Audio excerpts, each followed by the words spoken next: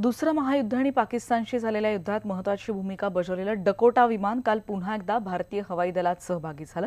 पण हे लढाऊ विमान युद्धात नाही तर विंटेज प्लेन हवाई दलाच्या ताफ्यात दाखल झालंय। गेली 2 वर्ष त्याचं आधुनिकीकरण करण्यात आलं आणि त्यानंतर 45 वर्षांनंतर हे विमान काल पुन्हा एकदा हवेत झेपावलं। 1947च्या युद्धात पाकिस्तानला धूळ चारणारं हेच ते डकोटा विमान।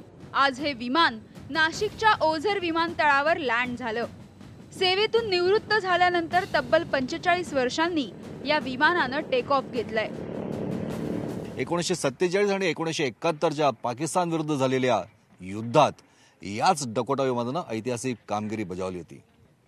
भारतीय लष्कराचे जवान याच विमानानं पाकिस्तानच्या हद्दीमध्ये मुसंडी मारत उतरवले होते। आणखीन आपण पाकिस्तानवर विजय मिळवण्यात याच डकोटा विमानाचा सगळ्यात मोठा हातभार मानला जातो। डकोटा लढाऊ विमान 1971 पर्यंत भारतीय हवाई दलात सेवेत होतं। मात्र त्यानंतर हे विमान सेवेतून निवृत्त झालं। गेली 2 वर्ष युनायटेड किंगडम मध्ये असलेल्या या विमानाचं आधुनिकीकरण करण्यात आलंय। गेल्या वर्षी एप्रिल महिन्यात 9750 किलोमीटरचा प्रवास करून हे विमान भारतात दाखल झालं।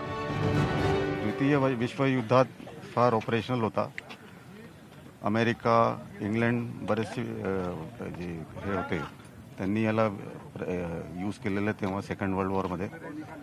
इंडियन एअरफोर्सनी याला 1947च्या वॉरमध्ये पाकिस्तान बरोबर जेव्हा होतं तेव्हा याला यूज केलेलं आहे। याला पैराट्रूपर ट्रेनिंग साठी पण यूज केलेलं आहे। ये टोटली मैनुअल जहाज है, पूरा मैनुअल कंट्रोल है। आजकल के जनरेशन में फ्लाई बाय वायर होते हैं, तो 4th 5th जनरेशन आप जैसे सुना होगा बात करते हुए, तो अलग ही है। तो एक्चुअली सर इसको उड़ाने में जो मजा है वो रियल एविएटर का मजा है। डकोटा विमान आता भारतीय हवाई दलात विंटेज प्लेन म्हणून दाखल होत आहे। पुढच्या आठवड्यात बेंगलोरमध्ये होणाऱ्या एरो इंडिया शो मध्ये डकोटा हवाई कसरती करणार आहे।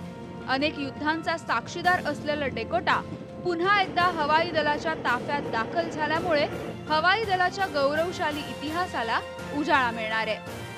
प्रशांत बागसह bureau report, news 18 Lokmat, Nashik.